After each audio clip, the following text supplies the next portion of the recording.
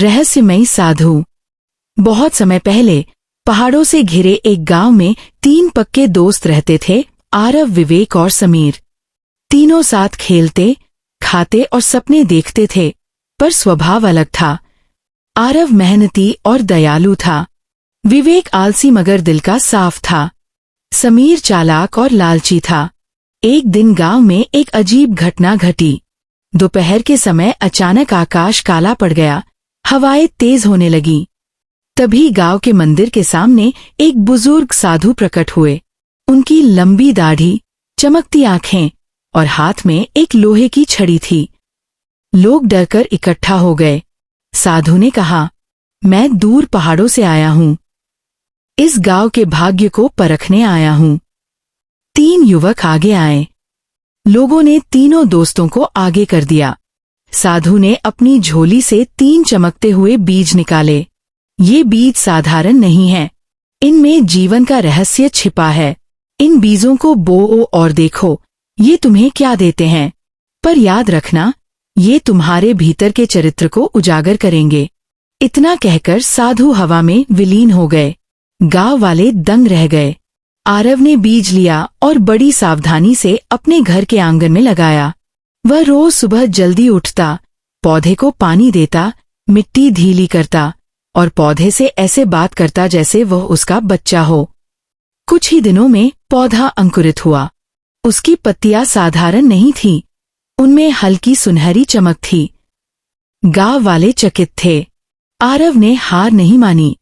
बारिश में उसने पौधे को ढककर बचाया, गर्मी में उस पर छाया डाली।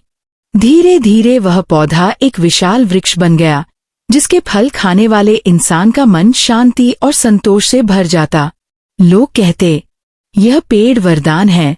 आरव ने इसे अपने श्रम और प्रेम से पाया है। आरव अब केवल दोस्त नहीं रहा, बल्कि पूरे गांव की आशा बन गया। विवेक ने भी बीज लगाया। शुरुआत में उसने थोड़ी देखभाल की, लेकिन आलसी स्वभाव के कारण जल्दी ही थक गया। अरे, पौधा तो अपने आप बड़ा हो जाएगा, मैं क्यों रोज मेहनत करूं? वह सोचता। धीरे धीरे पौधा सूखने लगा।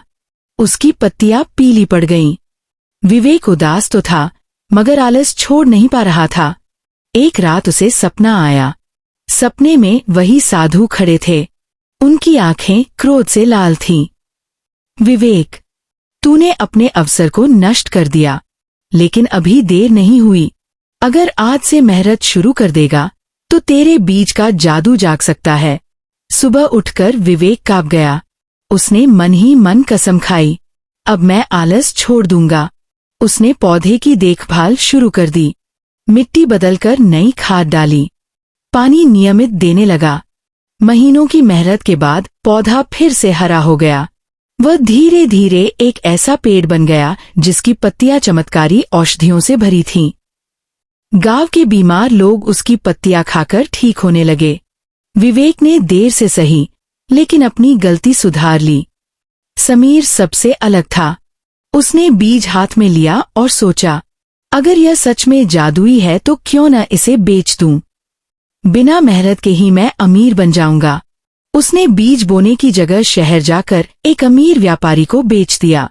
व्यापारी ने उसे सोने के सिक्कों की एक थैली दी। समीर खुशी से फूला नहीं समाया। उसने नया घर बनाया, महंगे कपड़े खरीदे और ऐश करने लगा। लेकिन जैसे जैसे समय बीता, उसके घर में अजीब घटनाएं होने लगीं। रात को दरवाजे अपने आप खुल जाते, अंधेरे में फुसफुसाहट सुनाई देती। बीज बेचना सबसे बड़ा अपराध है। एक रात उसने सपना देखा।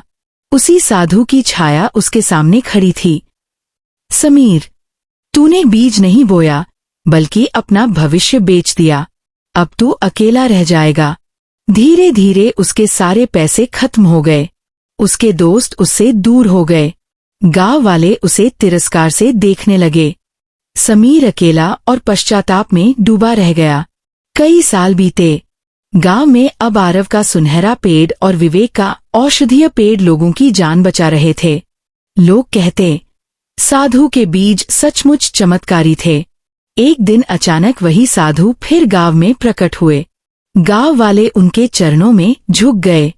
साधु ने तीनों दोस्तों को सामने बुलाया।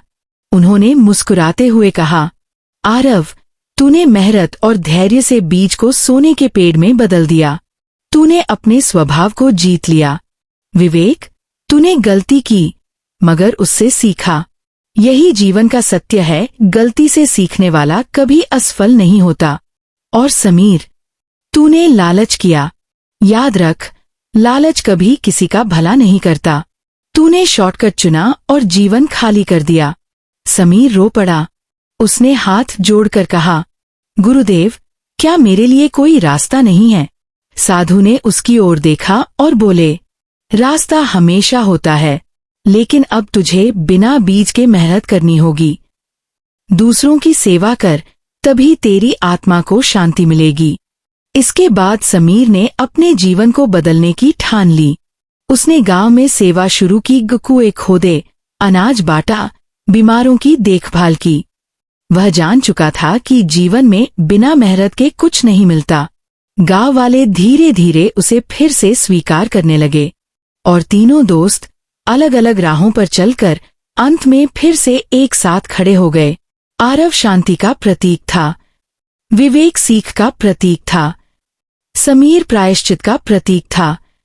जीवन हमें कई बार अवसर देता है। जो मेहनत और धैर्य से उन्हें सींचता है, उसका जीवन सुनहरा हो जाता है। जो आलसी है, अगर समय रहते सुधर जाए तो वह भी सफलता पा सकता है। और जो लालच में अवसर खो देता है, उसके पास पछतावे के अलावा कुछ नहीं बचता।